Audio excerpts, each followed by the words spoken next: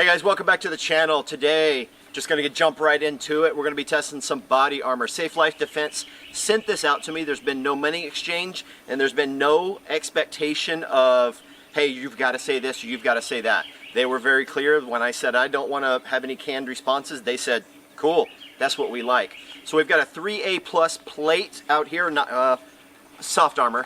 It's pliable. This is called their backpack armor. You can find it on their website. This is tested for 9mm. I think they did a 50 grain, super high velocity. They did a 357 SIG, 44 Magnum, and it's stab resistant. It's got a Cordura outer, and then I'm not gonna pull the plate out because I've already tried, and yeah, it was hard. But it's also coated on the inside, and it's got a slight foam backer on it. But today, so anyways, let me backtrack. I've carried this for a while. I put it in a backpack. I was using it. I go out and do athletic training for kids and soccer teams and stuff. I had this in the backpack.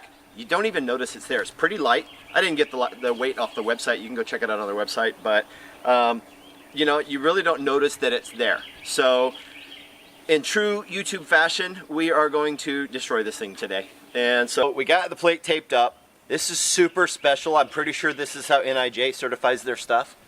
Pretty sure. We are shooting some jacketed hollow point. All right, here we go. We're gonna do 3 rounds. So here we go, first round. That went about as I expected. So we got the first round into this. Before I tape it up, I wanna show you, it is right here. It obviously goes through the carrier, all right? There is nothing on the back, and I can barely feel a little bit of distortion of where the round is. Here we are, 2 yards. Yeah, boy. This is super scientific, NIJ certified right here, I'm telling you. This is how they do it. Fluorescent duct tape, cussing, and an old house. Here we go, last one. Let's go 1 foot. Yeah, I even got it. Oh man, come in. Come in here. Come on in. That's awesome. Look at that, that's powder, that's gunpowder. So let me rip that off.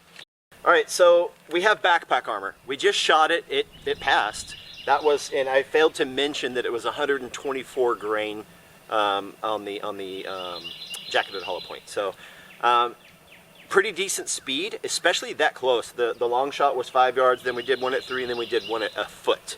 And it passed just fine. There's no pass-throughs. Very, very minor deformities. I can feel where it got hit, but it's not sticking out. And so since it's backpack armor, I feel like we should put it in a backpack. And so I went and got one, and then I adorned it with the modern mark of the Greater American Chicken Shit. So I got an anarchy sign and a peace symbol for all those pusses and wusses out there. So that's gonna be where I shoot it. And so if it's backpack armor, it belongs in a backpack. Fair enough. Well, if you've got a backpack, you've probably got something in it. So I bought some books. We went to a resale store, got all this stuff, bought some books. We're gonna break the law today. We're gonna kill some polar bears. So we're gonna put that in there. It's about 2/3 of an inch thick. It's not very thick. It is a hardback. Not unlike some school books, which is funny because my kids don't have any books at school anymore. It's kind of weird. And then, very ironic, I have the cartoon guide to physics. We're going to test a little bit of physics today, even if I don't understand it. And then you've got to get through the mighty word. This is a thicker book. That book was 1/2 inch thick. This is about 1 inch thick.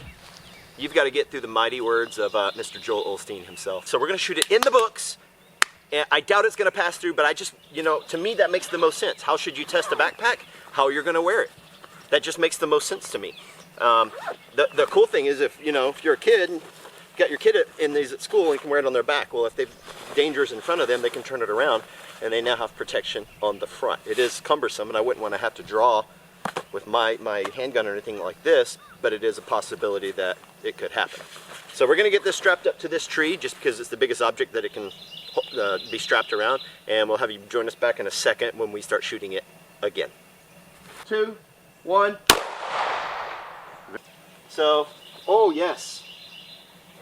Oh yes. Look what we, oh, it's hot. Look what we got here. we have a round.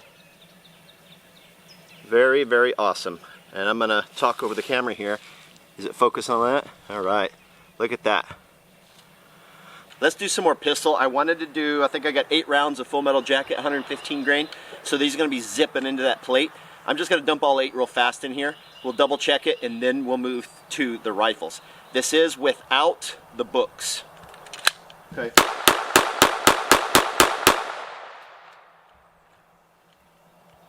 All right. So look how thick it is getting.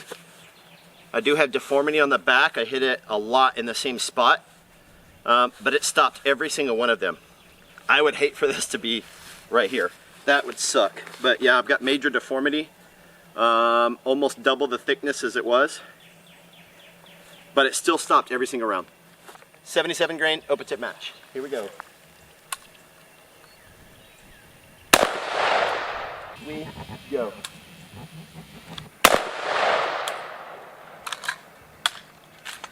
Okay, right through Joel Olstein here. Sorry, bro. Straight through the book. Straight through the polar bears. Sorry. Sorry, Peter. We have no penetration. Okay, hold on a second. Hold the phone. We have no penetration. 3 books. I think they're in here. Let's see here. So one's low, that's that one. So it's these two. It's these two right here. We have no penetration. There's nothing coming out of the back from a 223. So I've got my SIG Cross over here. It's a 16-inch barreled 308. We're walking. I'll be shooting 168 grain ELD match. Follow probably one, because it's going to go through. And then follow that up with a 150 grain SST. These things are smoking at about 2,700 feet per second out of that short barrel. 2725, I think it was, 2750. The ELD match at the muzzle is smoking out at 2610. So here we go, firing. Yeah, baby. Oh man, yeah, we've got, come on over here. So we're gonna get you in closer. This blew a big hole out the back. There is no bullet particle in here at all that I can feel. I'm not getting cut. That was through 3 books with the 308. And then zoom in right here.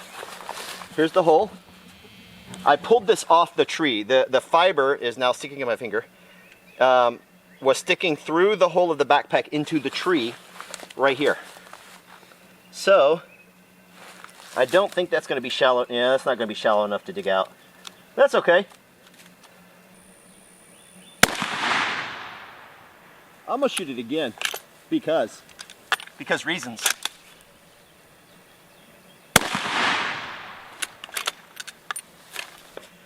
One's going to hold together longer. I'm pretty sure that's 2 bullet holes. I see you! So I completely failed, but we expected it to. Look at all that paper debris that's in there. That's some awesome stuff. Look at that, it's snowing. So it really makes these, you know, pale in comparison. Thank goodness your main threat isn't 308, because you wouldn't be able to carry a super light plate like this. And we've already shown if you've got stuff in your backpack, a couple books, maybe a computer, you know, a couple of things, you're not going to go test this, but we've shown that it stops 5.56 reasonably well with just a few small books. So for me, I think this armor plate is probably a good buy if you live in a high threat environment.